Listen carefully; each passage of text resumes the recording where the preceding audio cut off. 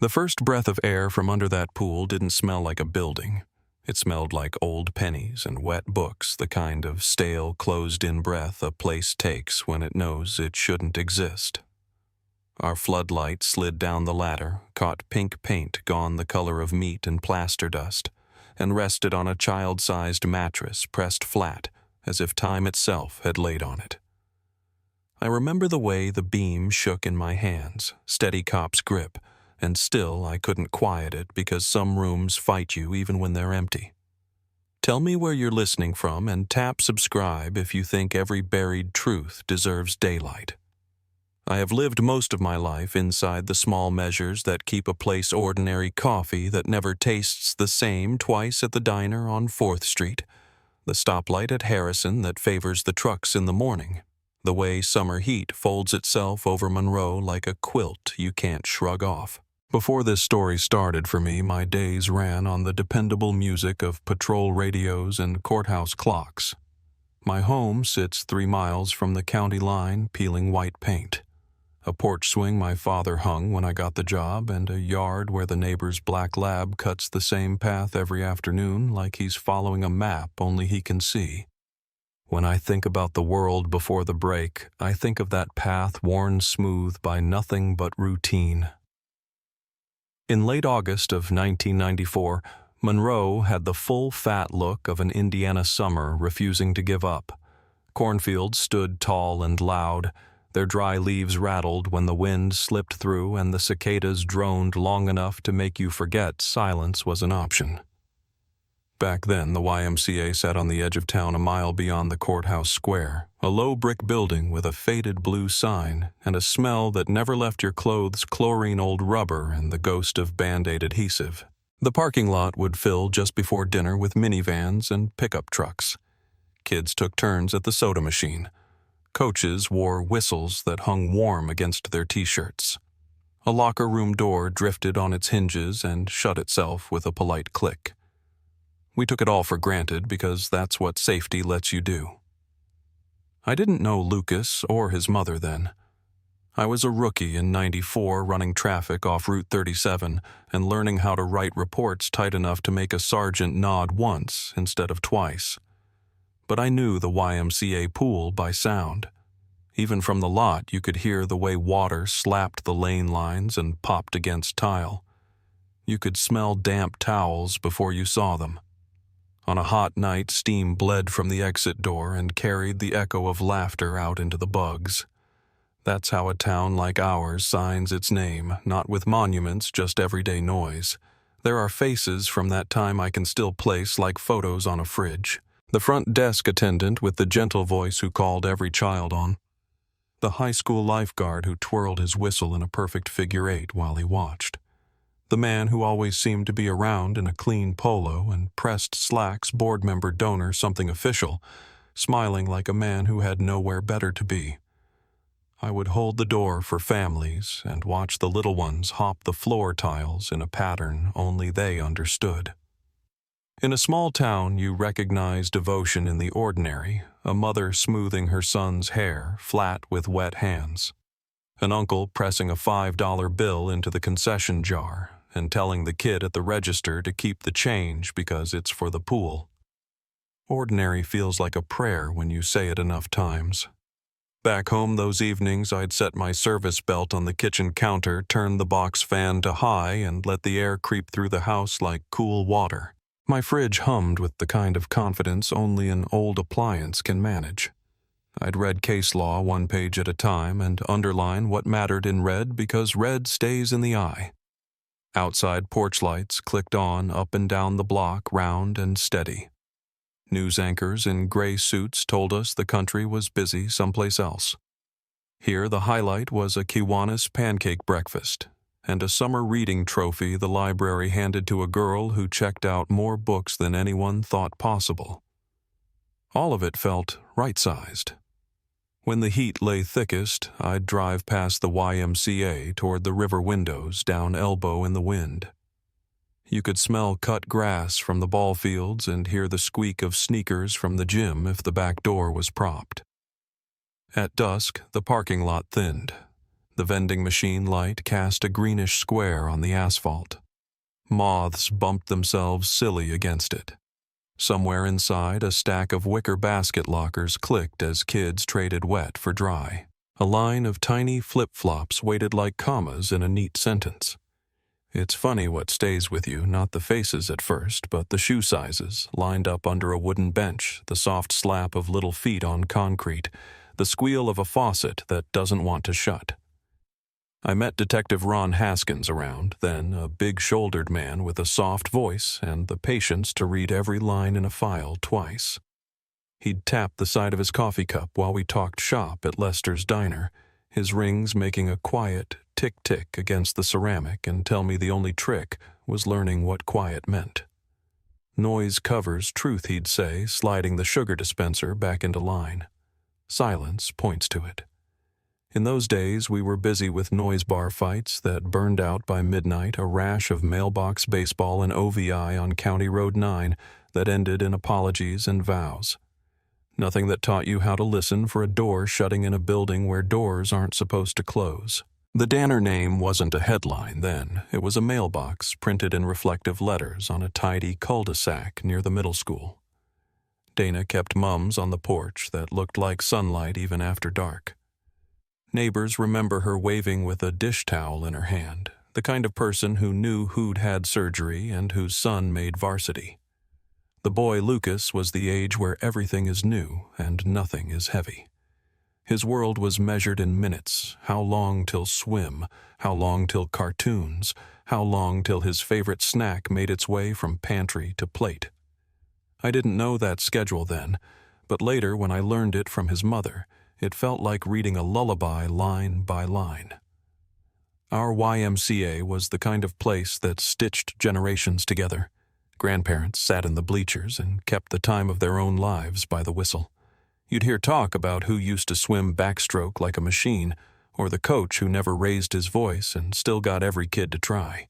A town gathers itself in those stories, so by the time the clock over the pool ticked toward 7, the bleachers had emptied into a line of taillights and the workers made their rounds. A mop bucket rolled the elevator, thumped to a stop, and the lifeguard snapped the chain across the shallow end. Doors that spent all day swinging on cues finally rested on their hinges like a choir after last song. The last to leave always turned keys in a rhythm, click, pause, breath, click, as if the building needed a lullaby too. Evenings were narrow slices of sweetness in late August. Heat softened to something bearable. Someone started a grill and the smell reached 3 houses over. A sprinkler ticked in a yard and made rainbows out of the street lamp. You could chart an entire season by porch lights and how long folks stayed on their steps. My own ritual was simple badge in the bowl by the doorway, shoes off by the mat, a glass of water sweating into a ring on the counter. I'd call my mother to tell her the day was uneventful, and she'd remind me every time that uneventful is underrated. This is how you build a defense against the world's small routines you trust to keep the edges from shifting. There were little signs I didn't know how to read then. A locker room door that didn't latch unless you lifted as you pulled. A security camera in the hallway tagged awaiting repair on a paper log that someone moved from one clipboard to another like a promise no one intended to keep. A man whose name always showed up on volunteer schedules even when he wasn't assigned, just tidying, just overseeing, just helpful. In a healthy town, helpful is a gift. In a sick one, helpful can be camouflage. But Monroe didn't know sickness yet, not in a way you could point to. We had our garden variety trouble. We had our bake sales and our grudges and a crowd at the diner on Friday night that could have passed for last Friday's crowd and next week's too. Some nights I would drive past the YMCA after closing windows down to coax a breath of cool out of the air and slow just enough to see that the lobby light had been left on. It wasn't unusual.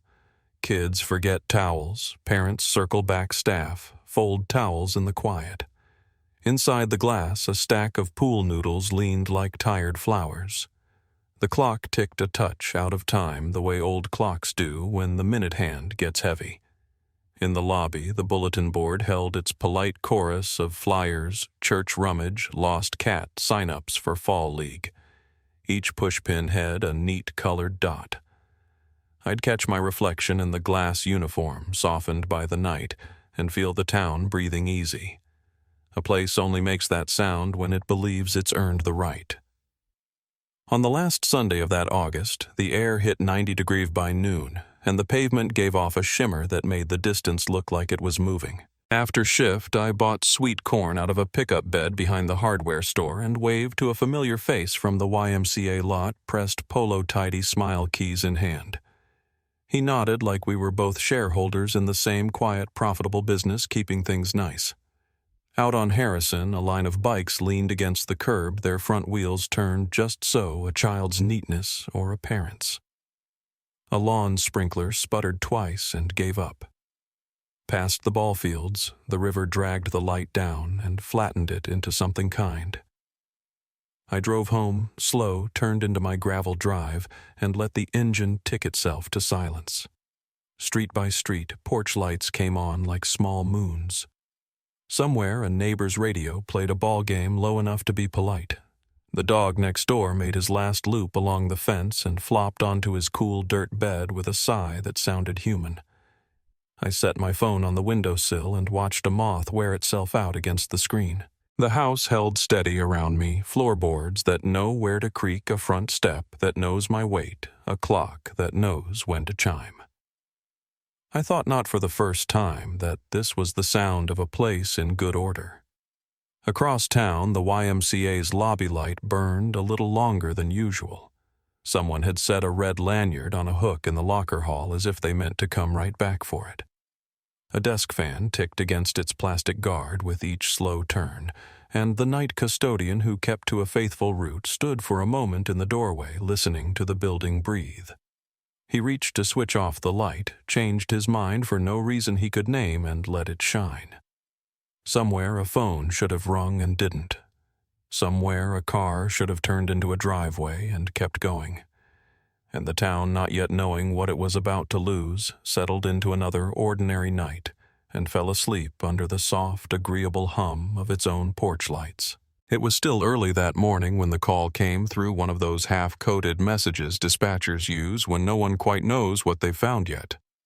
Possible structural anomaly, Monroe YMCA site, requesting law enforcement presence. That was it. No panic. No sense of what waited beneath those words. I drove over thinking it was another abandoned building hazard, a broken beam, maybe an old gas line exposed during renovation.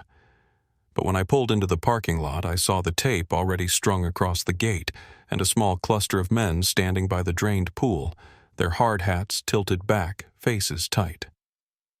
The air smelled like wet metal and sun-baked algae, and even before I stepped out of the car, I could feel something wrong hanging in it. Miguel Sandoval met me first. I'd seen him around town for years, quiet kind of man, steady the sort who did his work without fuss. He was gripping a thermos like it was the only thing keeping him steady. He nodded toward the pool. We found a hatch. He said, voice low, like he was afraid of waking something. The sun hadn't fully crested the gym roof yet, so the light came slanting across the concrete in thin gold strips.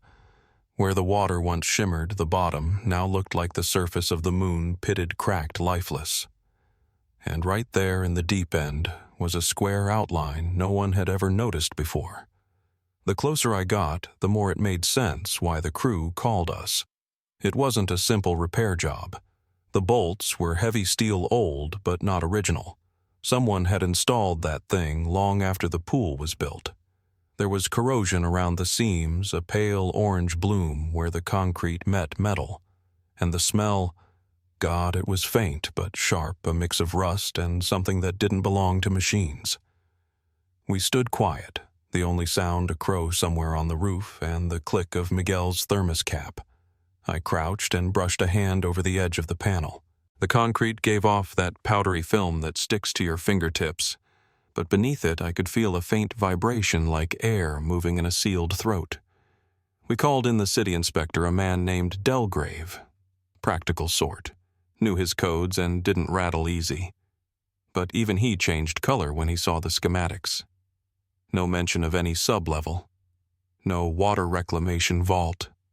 Nothing but solid ground where that hatch sat. Aftermarket, he muttered. No permit. Someone did this off the books. He ordered the bolts cut, and the crew got to work with their saws and crowbars. Every shriek of metal echoed through that empty building until you couldn't tell if it was the tools or the place itself crying out. When the last bolt gave, the panel lifted a few inches, and the air that came out was heavy and still. You could taste it. I remember stepping back instinctively. It wasn't fear exactly, more like the body recognizing something ancient and wrong. Delgrave leaned in with a flashlight, his voice echoing down into nothing. There's a ladder, he said, and a room. The word room hit like a pebble dropped into water ripples spreading through the silence. He disappeared down first light, bouncing off the narrow walls, dust spinning in the beam. A moment later, his voice rose again, flat and distant. Call the police now. By the time we brought in forensics, the sun had climbed high enough to bleach the color out of everything. The site looked staged for some forgotten tragedy. The pool drained dry, the panel yawning open, a handful of men standing still waiting for someone to say what they already feared. When I peered down through the hatch, the flashlight beams below picked out colors that didn't belong to basements. A faded pink on the cinder block walls, a thin mattress on the floor, small toys scattered in the dust. The walls were damp, sweating years of silence. I asked Delgrave what else he'd seen. He just handed me an evidence bag, a child's towel blue with the YMCA logo still visible, and a pair of small red swim trunks folded neat as laundry. I don't remember saying much. Just that we'd need the cold case files. 30 years is a long time, but some cases never stop waiting. The name Danner had lived in the department like a ghost since I was a rookie. A boy, age 5, walked into the locker room during swim practice, never came out. No blood, no struggle, no sign of exit. Back then, cameras were down for maintenance, and the only trace left was a locker key number 14. The search went on for weeks. Volunteers combed the woods, divers checked the creek, and reporters crowded the parking lot. When nothing turned up, the story sank under the weight of new ones, as they always do. Now, standing above that hatch, watching those tiny swim trunks turn in the light, I knew the name was back. I could almost feel it rethreading itself through the air, stitching the present to a place we all pretended had healed. I called Ron Haskins. He showed up faster than I expected, his shirt half-button tie still hanging loose around his neck. He didn't ask what we'd found. He just looked at the open hatch and exhaled.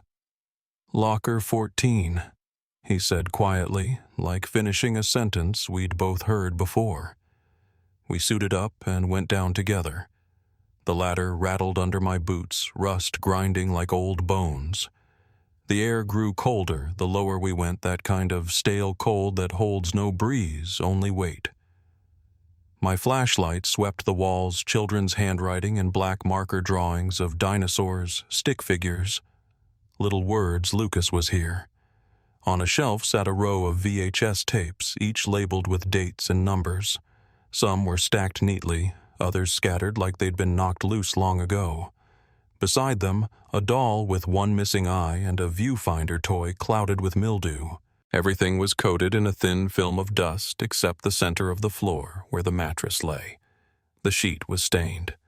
The pillow collapsed into itself. I knelt beside it and saw something faint pressed into the fabric, an outline the size of a child's body, as if time had settled differently there. I could hear my own breathing through the mask, slow and uneven. Ron's light caught on the ladder well where someone had etched a name into the metal Lucas. He didn't speak. None of us did. When we finally climbed back out, the air above ground felt thin, like we'd been underwater too long. We sealed the site and called in the bureau. Protocol, sure, but also instinct. Whatever this was, it didn't fit inside our county lines anymore. By the time the sun started to drop, the parking lot was a nest of vehicles, unmarked sedans, evidence vans, a news truck kept back behind the tape. Reporters shouted questions we didn't answer. You learn to keep your face still in moments like that, to hold the truth behind your teeth until it's ready to speak. But inside I could feel the ground shifting. That night, back at the station, the tapes were logged and stored in evidence room 357 in total. Their plastic casings were warped from heat and time. The labels, written in faded black marker, followed a sequence room day 1 through room day 48, each marked with initials LD. I remember standing there with the first tape in my hand, the way it felt heavier than it should have, as if the film inside carried its own gravity. One of the techs asked if I wanted to be there for playback. I said yes. You don't send someone else to face the dark you opened. The machine whirred a sound that felt like an old breath being pulled from the past. Static, then a sudden jump to focus. The room appeared on screen exactly as we'd left it, only younger, untouched. The same pink walls, same mattress, same shelf of toys. And there, sitting cross-legged on the floor, was a little boy with sandy hair, 5 years old, wearing red swim trunks. His eyes were wide, not scared yet, just searching. A man's voice off camera said softly, "Say your name for the tape, buddy." The boy hesitated, then spoke. "Lucas. Full name like we practiced." The voice praised him. "Good boy." I felt my throat tighten. It wasn't what was said, it was the tone. Calm, patient, too gentle. The kind of voice that knows exactly how long a child will take to trust it. The boy glanced at the camera and asked when he could go back to his mom. The man said, "Soon. We're just going to play a few games first." Then the frame flickered and cut to static. When the screen went black, no one spoke for a full minute. The hum of the machine filled the silence, steady and low. I thought about the mother Dana who'd lived 30 years not knowing if her child was alive or dead, and how somewhere hidden under concrete and chlorine, the truth had been waiting in perfect stillness. Later that night, I sat alone in my office, the evidence log open in front of me. The details swam the towel, the toys, the etched name, but my mind kept circling back to one question: who built that room? It wasn't a random act. The walls were reinforced. The air ducted the ladder, custom-fitted. Someone had designed it with precision planned for secrecy. You could feel intent in the angles. That meant a hand from inside the institution, someone who knew schedules, permits, patrol routes. Ron appeared in my doorway with an old folder under his arm. He laid it on the desk and said quietly, 3 other cases, all boys, all YMCA, between 89 and 94. He flipped the pages, each name marked by a different tragedy. One drowned during summer camp, one vanished after changing into gym clothes. One found dead in a utility closet with no clear cause. Each had a locker key number written in the report, 11, 12, 14. Locker 13 was missing from the records marked as sealed in 92 for plumbing issues. I looked up at him and said, "We're opening it." The building was quiet when we went back. The evening crew had packed up, and only the hum of the temporary lights filled the hall. Locker number 13 sat rusted, a chain looped through its handle like a warning. Ron cut the padlock, and a breath of old air spilled out thick with mildew. Inside was nothing but a manila envelope yellowed with time. The label, written in red marker, said, "Mr. Private. Do not destroy." I slid it open. A single sheet of notebook paper slid out, typed, not handwritten. Columns of names, initials, dates, locker numbers, and a final column labeled "Cleared." 4 names had been checked off. Only one line was left blank: L. Danner. I stared at it for a long moment, then folded the paper back into the envelope and handed it to forensics. Ron's voice came low beside me. "Who's Mr. Private?" I didn't answer because something in me already knew we'd find that name inside the staff records. Outside, the air had cooled the street lights, just flickering on. The town looked peaceful in that hollow way places do after dark, unaware of the history breathing under its pavement. As I locked the evidence van, I caught my reflection in the window. Tired eyes, dust on my sleeve, the faint reflection of the YMCA sign behind me. The letters had faded over time, but they still spelled out a promise of safety. It struck me then how easy it is to hide evil behind a word everyone trusts. I drove home slow that night, headlights sweeping the empty road. The clock on the dash blinked past midnight, the same hour 30 years ago when Dana Danner must have stared out her window waiting for news that never came. I thought of her asleep somewhere now, unaware that tomorrow a detective she'd never met would knock on her door holding a towel and a pair of swim trunks in a clear plastic bag. And I thought about the room beneath the pool, its stillness, its strange patience, and the way it had waited all this time for someone to finally listen. When we told Dana Danner what we'd found, she didn't speak right away. She just kept her eyes on the evidence bags, the towel, the swim trunks, and for a moment the air in that interview room felt like it belonged to a hospital waiting area, not a police station. She was 61 now, frail in the way grief wears the body down over time, but the second she saw that towel, she seemed to fold inward. Like all the years she'd spent trying to live around the truth had suddenly fallen back on her shoulders. I'd seen reactions like that before. Parents shown remains or belongings after decades of silence. But this one was different. There wasn't shock, not really. It was as if she'd been expecting it. Her voice came out soft and even. "Where did you find them?" I told her. "Under the old pool." Her eyes closed. "That's where he said it felt safe," she whispered. I didn't understand what she meant then.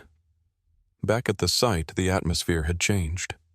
Once the news broke that the vault belonged to Lucas, we lost control of the perimeter. Reporters, locals, old volunteers from the original search, they all wanted to see something that could explain 30 years of not knowing. But down in that chamber, the story wasn't over. We'd only found the first layer.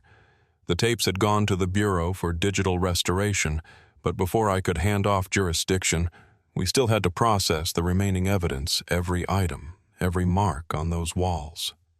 I kept going back to the handwriting. The letters in Lucas was here were small, shaky, but careful, drawn with intention, not random scrawls. I couldn't shake the feeling he'd been trying to leave proof, a record that he had existed beyond the space that swallowed him. Ron came in later that afternoon with another file. 3 more boys all connected to the same building. 2 presumed drowned. 1 found dead under unclear circumstances. Different years, same pattern. Each name was linked to a locker number, 11, 12, and 14. "What about 13?" I asked. He flipped through his notes. "Sealed off for maintenance in 92. Plumbing issue."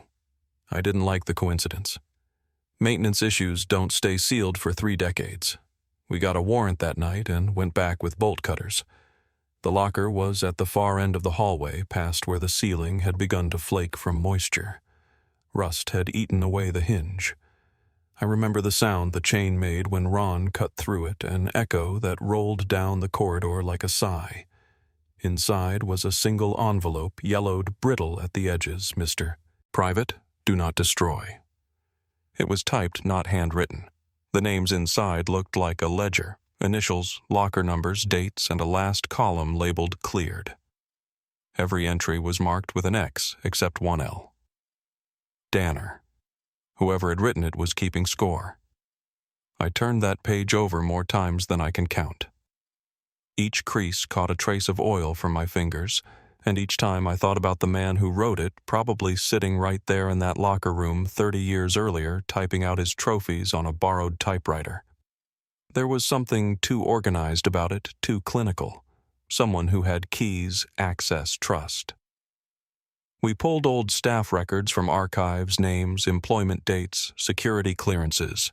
One caught my eye, Marcus Riot, Assistant Director of Youth Programs, employed from 1989 to 1995. Resigned, suddenly citing family illness. That file was thin, barely a paragraph. But in an attached memo, someone had noted frequent late hours, after hours, pool access. It was a small line, but it glowed like a fuse. We traced him to Wisconsin. Same region, different name, Mark Rowan. He'd been living quietly retired from some small contracting business. No record, no arrests, just faded into ordinary life. I remember the day the Bureau called to say they had visual confirmation. Riot had been watching the news coverage on his phone, sitting alone in his car on the edge of an industrial lot. They said when the image of the towel flashed across the screen, he started crying. When they took him in, he didn't resist. Just said, "I never hurt them. I just cleaned up." He looked smaller in person, soft-spoken gray at the temples, that air of a man who had lived too long with ghosts. We sat across from each other in the interrogation room, the single bulb above us flickering every few minutes like the building was catching its breath. I didn't push at first. Silence has a way of digging deeper than words. After a while, he started talking. He said he didn't take the children, that it wasn't his idea, that he built what he was told to build. He said it like he was describing a remodel job, not a vault meant for a child. He called the one who gave the orders Chuck. That name stopped me. There weren't many Chucks in those files, just one Charles Danner, Lucas's uncle. I remember the room going still. I asked him again, slower this time. Chuck Danner, the board president. He nodded. He picked the kids. He said it was a study about fear and control. He made the rules. Rio kept glancing at the two-way mirror like he expected someone else to appear behind it.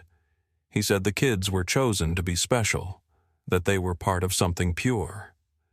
His hands shook as he spoke, and I could see he'd built an entire life around believing that lie, that following orders somehow made him innocent.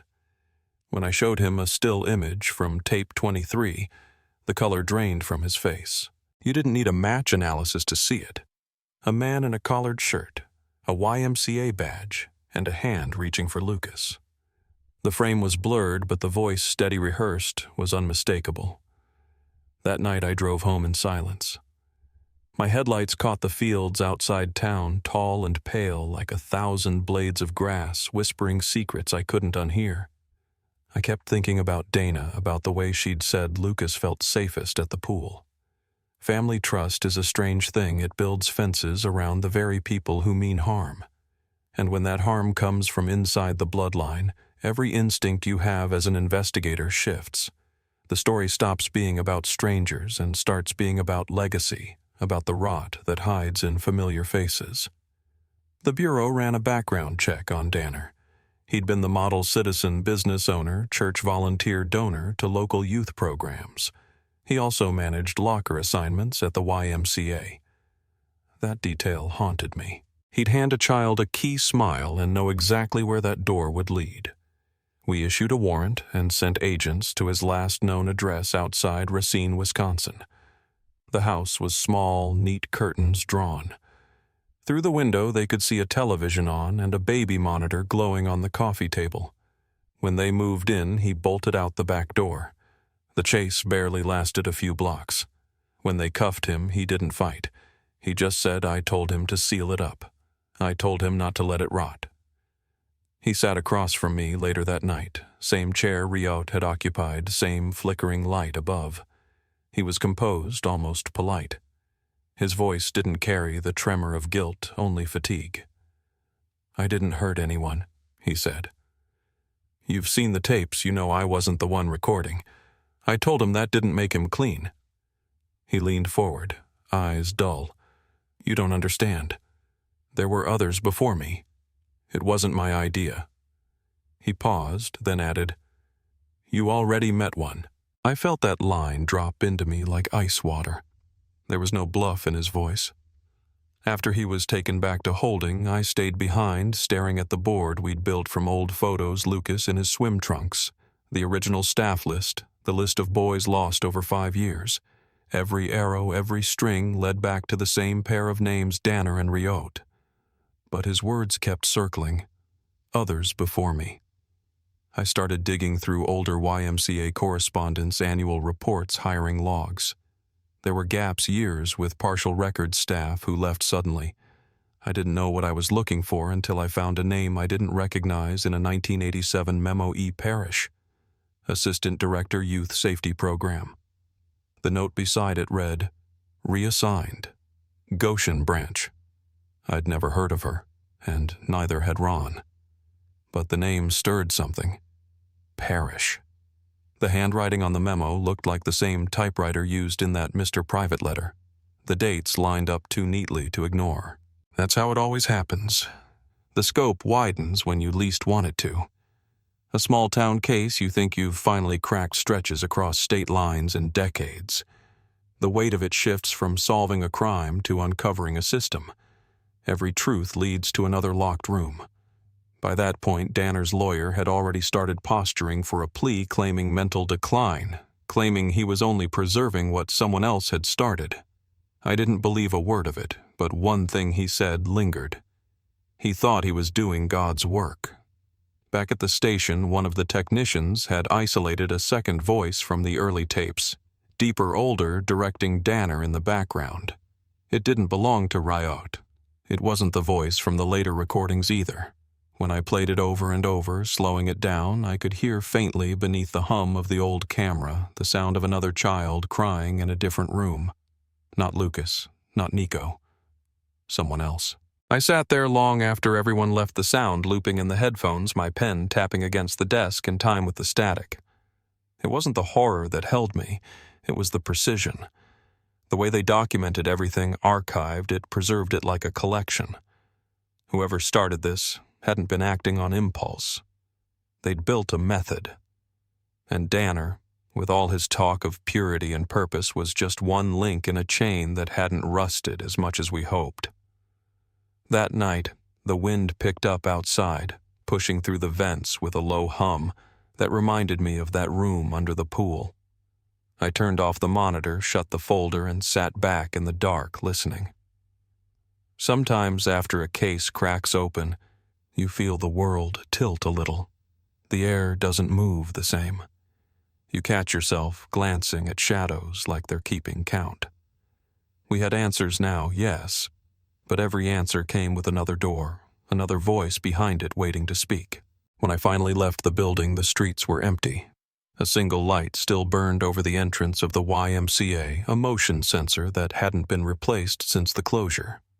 It flickered once, then steadied, washing the concrete in pale yellow. For a long time, I just stood there listening to the quiet hum of the transformer, watching that light hold steady over an empty parking lot. Somewhere out there, I knew another room still existed.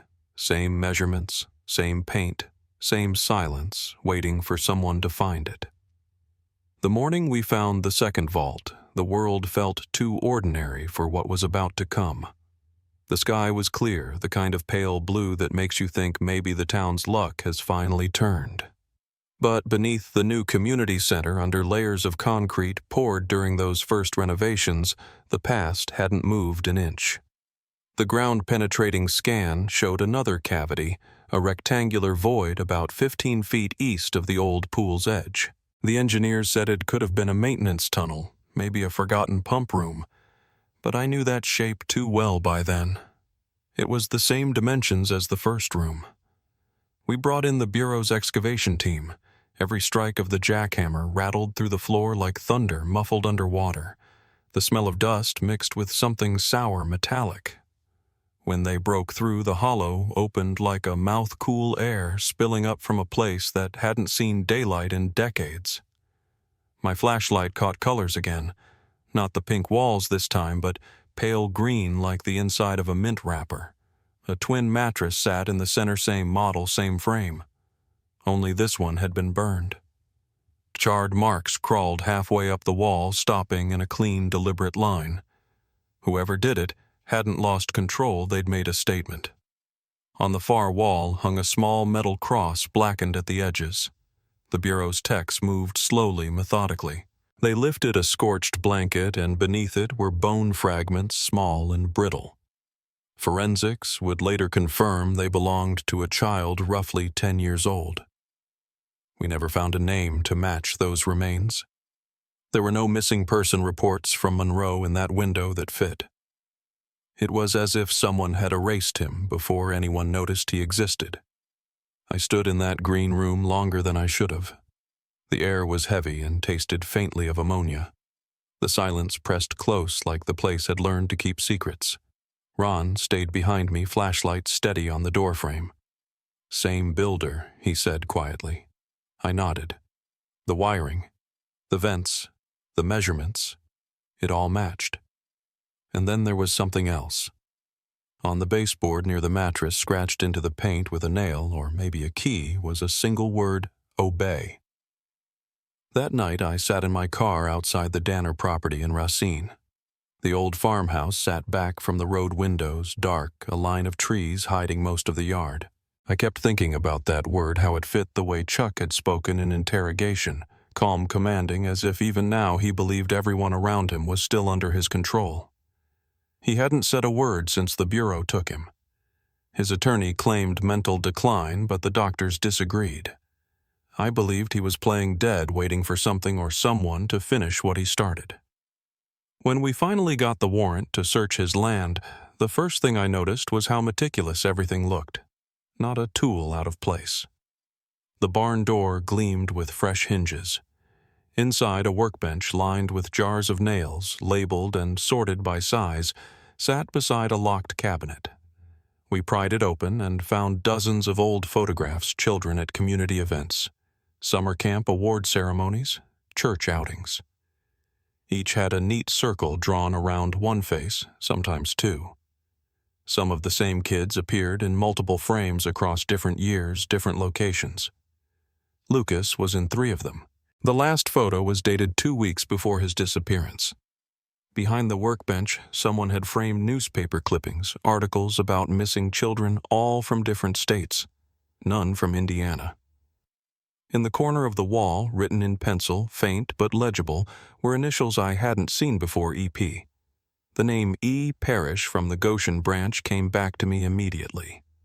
We sent a team north. What they found pulled the bottom out from under us. The Goshen YMCA had been shut down in 1996 for structural hazards, but the basement was intact. Beneath the gym floor was another sealed vault, same structure, same paint. Only this one wasn't empty. In the center of the room sat an old metal cot, and against the far wall a filing cabinet covered in a thin layer of white mold. Inside were documents stamped Youth Program Archive. Every folder contained forms, parental signatures, photographs, participant codes. Each child's form was marked candidate or cleared. The earliest record dated back to 1978. By the time we finished cataloging the evidence, the scale of it had taken shape. This wasn't the work of a single man or even 2. It was an entire network. Each branch seemed to operate with quiet efficiency under the guise of community service youth leadership programs, mentorships, outreach. The kind of programs people trusted without question because they wore the right face of goodness. Danner had inherited one link in a chain older than his own tenure. When we traced the property deeds and funding trails, it led to a defunct nonprofit dissolved in 1997, the Sterling Foundation for Youth Wellness. The founder's name was listed as Evelyn Parrish. Her file was thinner than a credit slip. Former counselor, community volunteer, last known address in Ohio. No arrests, no convictions, just gone. It was like every time one of them finished their part, they buried themselves as deeply as the rooms they built. The Bureau called it Operation Princess Room, but I never liked the name. It made something monstrous sound too neat, too easy to file away.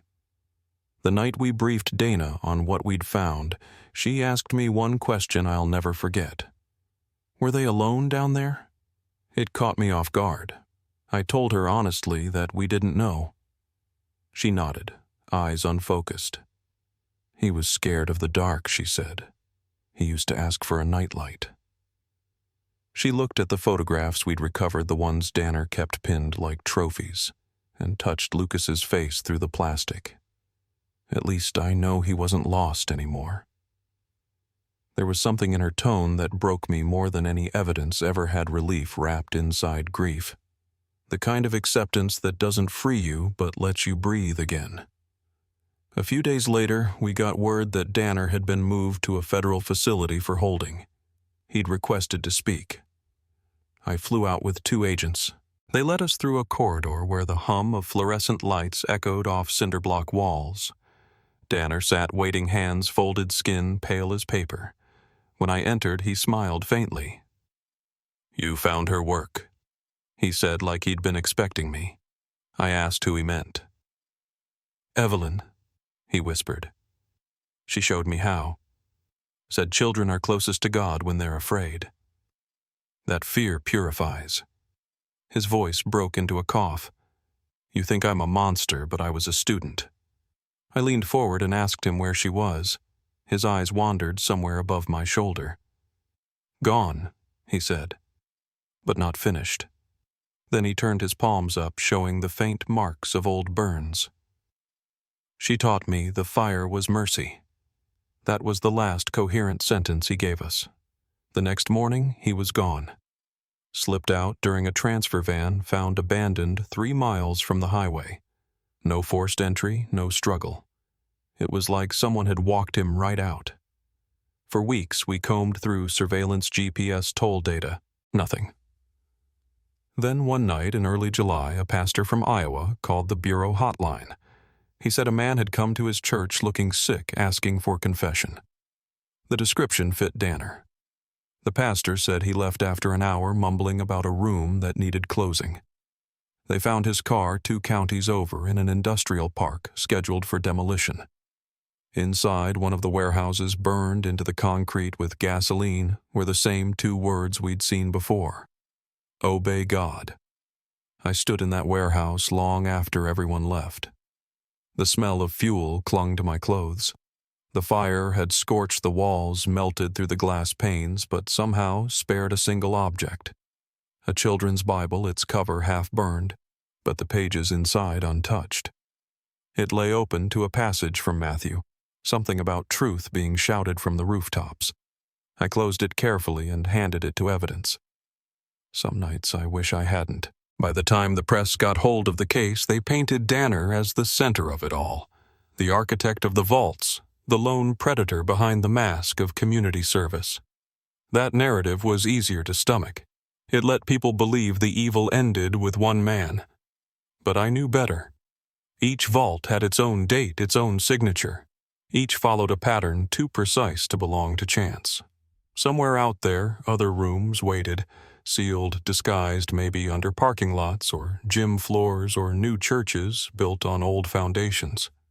In the weeks that followed, the Bureau uncovered 5 additional sites across 3 states. Only 1 contained remains.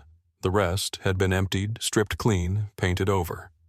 At every location, the same color walls, the same cross, mounted the same faint smell of chlorine and steel. The investigators started calling them the sanctuaries. I couldn't bring myself to use the word. The day before the case went federal, I visited Dana one last time. Her house was quiet, the curtains drawn. She was sitting on the couch, a candle burning beside a framed photo of Lucas. She told me she'd started sleeping again just a few hours at a time, but without nightmares. "You gave me that," she said softly. I told her we were still looking for the others, still trying to map how far this thing reached. She just nodded. "You'll find them," she said. The truth always finds air. When I left her porch, the sky was the same color as it had been that morning. We opened the second vault, pale blue, deceptively peaceful. Across town, workers were pouring new concrete over what used to be the pool. I stood there a long time, watching the gray surface smooth itself out, swallowing every scar. Somewhere under that perfect floor lay the walls that once whispered a child's name, the ones that taught us just how deep trust can bury itself before someone finally listens.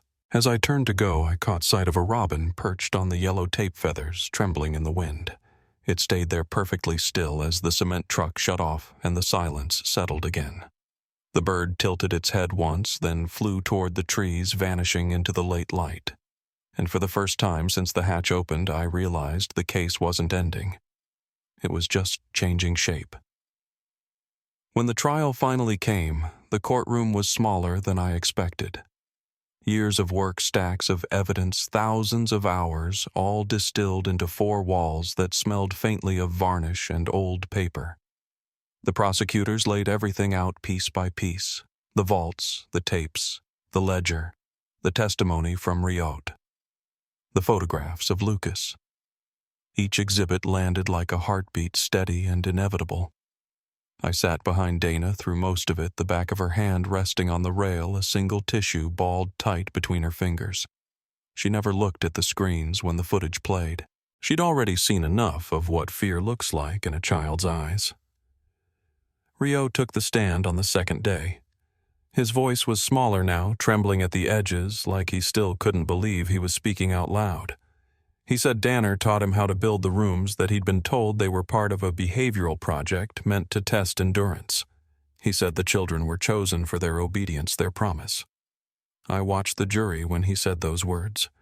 Every one of them looked down as if they'd just been asked to carry a weight too heavy for strangers. When the cross-examination ended, Rio asked the judge if he could apologize to the families. The court went silent.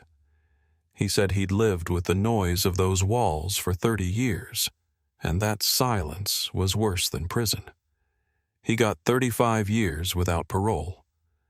The courtroom exhaled when they led him away, but Danner's chair was empty. The state still called him the principal offender, the architect, even if his body was never recovered. His escape remained an open wound in the record, a ghost folded into the files. The Bureau called off the manhunt after 6 months. I never really believed he was dead. A man who could hide evil that long doesn't vanish by accident. When the case closed in 2025, the department gathered the families in the old town hall. They handed out plaques, certificates, words meant to sound like closure. Dana didn't want to speak, but when the microphone came to her, she stepped forward anyway. She said her son wasn't a tragedy. He was a 5-year-old who loved toy trains and peanut butter sandwiches. She said the town had built itself on trust, and trust was what killed him. Then she thanked the people who never stopped looking and asked us not to build another statue or plant another tree. Just remember his name when you drive past that place, she said. Say it once out loud so it doesn't fade. I still do. In the months that followed, I stayed on the task force as the Bureau expanded the search into other states. They found 3 more sites, 1 in Illinois, 2 in Michigan, all stripped, all empty. The architecture was identical walls, painted soft colors, wiring installed with professional care. Someone had standardized the design like a franchise of cruelty. Every discovery felt less like a victory and more like another echo of what we'd already seen. We didn't find more children, but we found evidence of them, hair handwriting, small bones missed in cleanup. Each recovery came with the same silence, the same smell of rust and dust. You start to understand why some investigators transfer out. It's not the gore that wears you down. It's the sound the past makes when it finally breathes again. By early spring, the Monroe site had been completely repurposed. The town wanted to build something new over the scar. The YMCA was gone, leveled, and paved into the foundation for a new community center. They renamed it after Lucas. At the dedication, the mayor called me up to speak. I hadn't planned to. My words felt used up by then. But I looked around at the families, their faces lined but steady, and I thought maybe they needed to hear something from someone who'd been down there, who'd seen what it cost. So I told them the truth, that I didn't think evil like that ever really goes away. It just changes shape, hides behind new doors, waits for complacency. But I also told them something I'd come to believe. Every time we look at a case like this and don't turn away, we steal a little piece of its power. Remembering is how you take the air back from what tried to bury it. After the ceremony, I walked the perimeter of the property. They'd laid fresh sod, clean and flat, the way towns do when they're trying to heal through landscaping. The ground was still settling soft under my boots. Somewhere beneath that perfect surface were the walls we'd uncovered, sealed now with concrete, nothing left but shadows pressed into soil. It should have felt like closure, but it didn't. It felt like quiet, thick and watchful, the kind that makes you aware of your own breath. I thought of Lucas's handwriting on the wall, those 4 small words, "Lucas was here." Maybe that was all he'd ever wanted to make sure someone knew he existed. A few weeks later, I went to visit Dana. Her house smelled faintly of coffee and lemon polish. The photo of Lucas still sat on the mantel now beside a small urn and a stack of folded letters from people all over the country. Parents, teachers, strangers who'd heard her story and wanted to say they'd remembered his name. She'd started volunteering at the new center teaching reading to kids. When I asked how she could walk back into that building every day, she smiled. "Because it's ours again," she said. "It's finally ours." That night, I drove home slow windows, cracked to let the spring air in. The fields were greening again, and the sky carried that pale gold you only get before dusk. On the radio, a news anchor was talking about another discovery, an old camp building unearthed during a construction project 2 states away, empty but built the same way. I turned it off. Sometimes the mind can only carry so much. You have to choose when to let the noise back in. I still keep a box in my closet from the case. Inside are copies of the original reports, a few photographs, and the piece of drywall we preserved from Lucas's room, the one with his writing. The letters have faded, dusted white with age, but they're still legible. I take it out every now and then, not because I need proof, but because memory is fragile. Paper yellows. Files disappear. People move on. But that piece of wall, those words remind me that justice isn't about punishment. It's about presence. It's about making sure the names stay louder than the silence that tried to erase them. Ron retired not long after the final report went public. He said he wanted to fish again, to spend mornings on water that didn't ask for anything back. I understood. I stayed another year, long enough to see the task force dissolve into new projects and new names. The last thing I did before leaving was walk through the evidence storage one final time. The shelves were quiet, lined with boxes marked Princess Room and Sterling Foundation. Each one held stories we'd never fully understand. I ran my hand across the labels, then shut off the lights. It was the first time in years I'd left a place like that without looking back. Sometimes when I drive through Monroe at night, I take the long way home past the new community center. The windows glow warm against the dark, and if you stop at the corner and listen, you can hear kids laughing inside. There's a mural now in the lobby. Bright blues and yellows painted by local students. In the corner, someone added a small name in white letters barely visible from the entrance. For Lucas. I like to think he'd recognize that place now, not for what it was, but for what it became. We spend our careers chasing justice, but what we really end up chasing is peace, something smaller, quieter, but harder to find. I don't know if Monroe ever found it completely. I don't know if I did either. But I know that silence doesn't own that ground anymore. And sometimes when I think about all the rooms that might still be out there, all the children who never got their names written on a wall, I remember what Dana said that day in court, that remembering is its own kind of light. If this story stayed with you, share it not for views, but so no one's name gets lost to the dark. And if you've ever walked through a quiet place and felt a story still hanging in the air, let me know where you're listening from. Every voice helps keep their memory alive.